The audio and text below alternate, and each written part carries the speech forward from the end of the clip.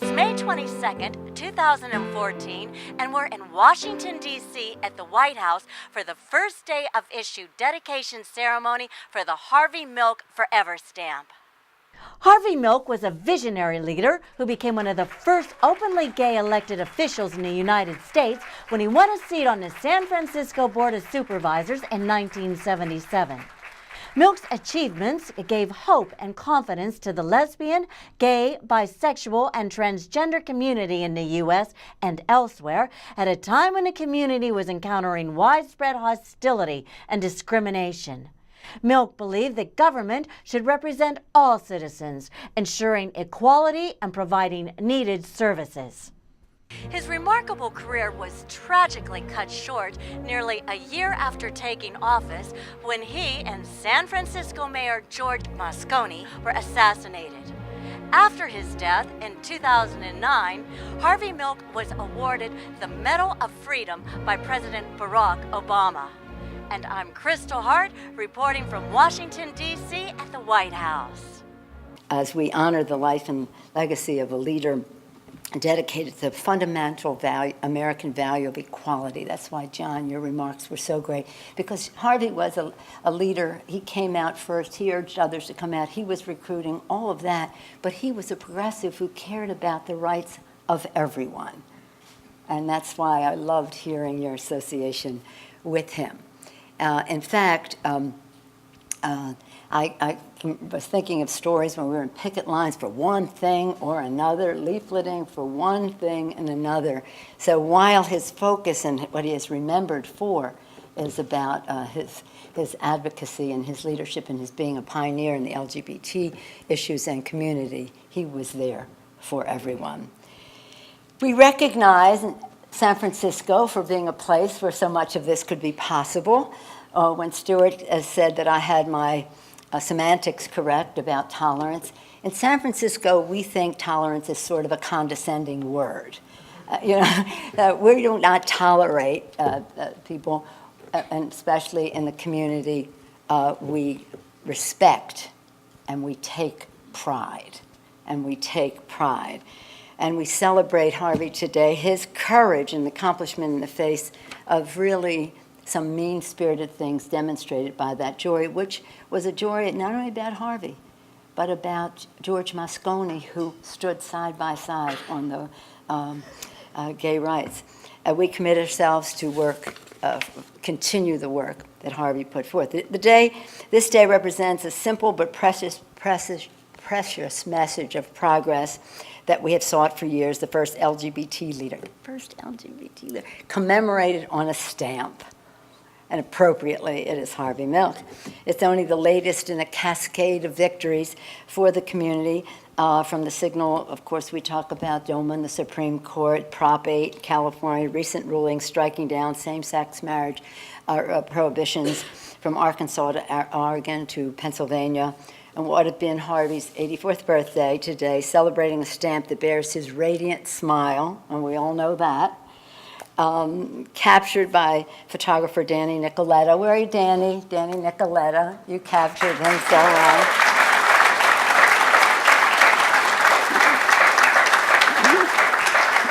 I happen to believe he sees this triumph from where he is. But we know we have work to do. We have to pass ENDA, or we have to achieve marriage equality for all Americans in every state. We have to fight discrimination and oppression wherever it exists in the world. And as far as don't ask, don't tell, we have to make sure that our men and women in uniform and their families have the full rights of every person in uniform, and address issues about how they were discharged from the military. Our work is never done. Our work is never done.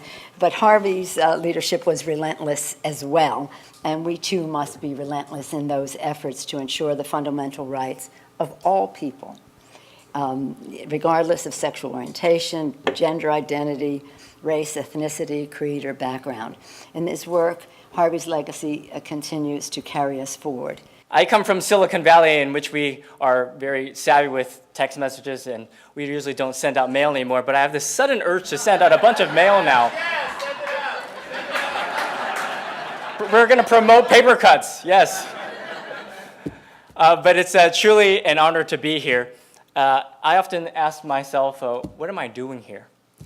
And that is the same sentiment that I had when I was elected to the city council.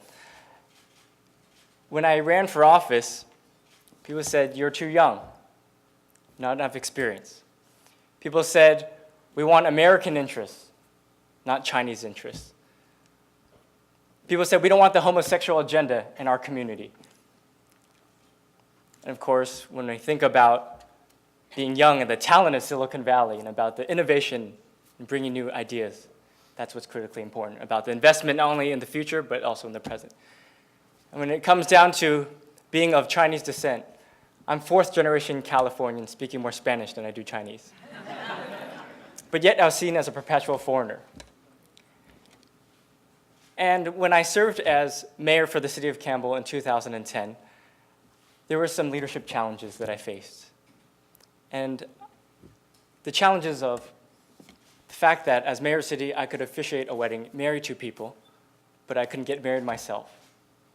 The challenge that when the Red Cross asked me as mayor to host a blood drive on City Hall property, I can host a blood drive, but as a gay man, I cannot donate blood.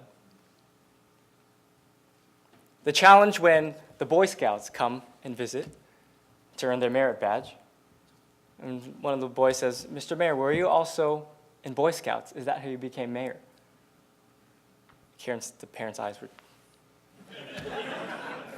One of the moms said, please, don't go there. I said, it's a complicated issue, go ask your mom. But these are the real stories as to why it's important to have openly gay elected officials and the message that not only Harvey Milk represents, but the work that Stuart Milk and so many of us work to ensure that we educate the public, that we look at this stamp now. And when you have individuals in our community saying, who is Harvey Milk? We pause. But Harvey's example is an inspiration, not just in America. This month in Serbia, LGBT leaders from across the Balkans are being trained by the Victory Institute to become involved in their own communities as elected officials. We're also holding trainings in Peru and Colombia. We're doing this work in partnership with the U.S. Agency for International Development. And that's only possible because of this administration's strong support for LGBT equality around the globe. We commend the president not only for his words, but for his actions in making our country a leader in the pursuit for human rights for LGBT people. Harvey Milk liked to quote the Declaration of Independence. All men are created equal, and declare that no matter how hard they tried, the forces of bigotry could never erase that famous promise. What he didn't say, but instead what he proved over the course of his entire life, is that it's up to the forces of progress to keep that promise and to make it something more than just words on a page. On that front, Harvey did as much as anyone. Standing here as a United States Senator and a lesbian, it's incredible to look back upon a time when running for San Francisco supervisor as an openly gay man seemed like a revolutionary act. And Harvey knew that. He welcomed the attention, he weathered the insults, he shrugged off the death threats. And it wasn't to satisfy his own ambition, but rather to answer the call he felt to move the cause of equality forward. He ran for office so that others wouldn't have to run from who they were. He spoke out so that others wouldn't feel compelled to live in silence. In his most famous speech, he talked about young gay Americans in small towns like Altoona, Pennsylvania, and Richmond, Minnesota. And he spoke about wanting to give them hope for a better world, for a better tomorrow, for a nation in which the doors are open to everyone. So while we're all here because of Harvey's courage and conviction, I am well aware that I am literally here because of the progress that he helped make. But you can never declare a civil rights movement to be over, and we have much, much more work to do. If Harvey were here, I can't imagine he'd spend much time admiring his image on the stamp. Not when in so many states it's still legal to fire someone because he or she is gay, and not when gay and lesbian Americans face such significant disparities in healthcare, and not when so many teenagers can't go to school without being bullied. But we will continue to make progress in our time. Thank you, everyone. It's such an honor to be here today.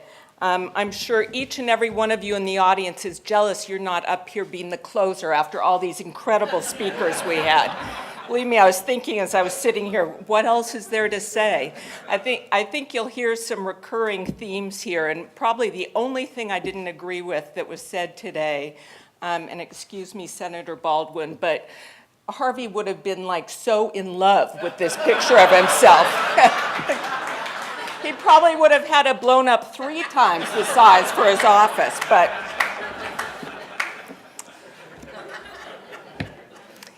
each of us should be allowed to follow our own life path. Harvey Milk knew that. He encouraged us to be true to ourselves. Harvey said, you must come out of the closet. Be open and honest with your friends. Be open and honest with your family.